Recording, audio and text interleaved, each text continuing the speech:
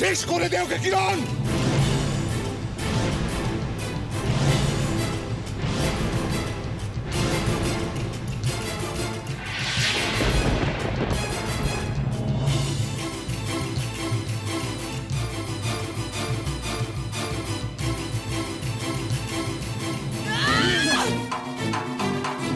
আমার প্রিয় ভাই কুমারের কথাটা একবার ভাবলে না কিরণমালা?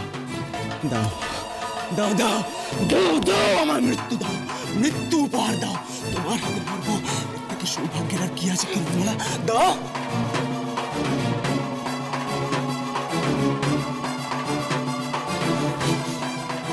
আমার মৃত্যুর সাথে সাথে কুমারেরও যে মৃত্যু হবে, বড় ভাই হয়ে তা আমি কিভাবে মেনে নেব কিরণমালা?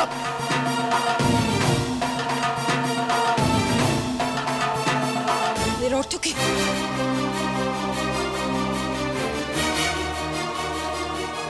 কুমার আর অমৃত আমি এক গোপন কক্ষে সুরক্ষিত করে রেখেছি, আর সেই কক্ষের সন্ধান তুমি সারা জীবনেও খুঁজে পাবে না।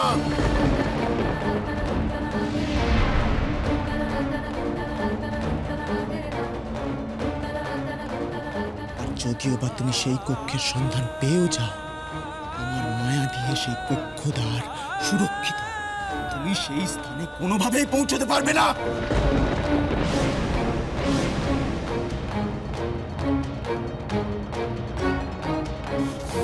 তুমি উদ্ধার করে এনে কি লাভ যদি কুমারকেই না বাঁচাতে পারো কিরণমালা?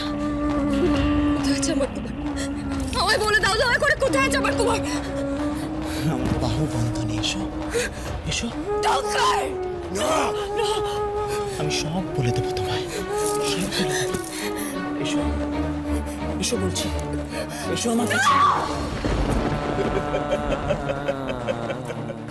পিতা, আপনি জানেন ওই পিশাচ ছিদ্র রংকার আমার কুমারকে কোথায় রেখেছে?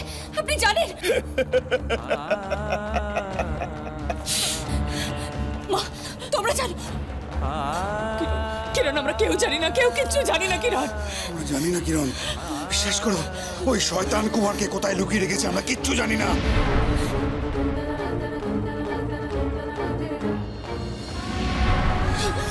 দোহাই তোমার, আমার কুমারকে কোথায় রেখেছো বলো।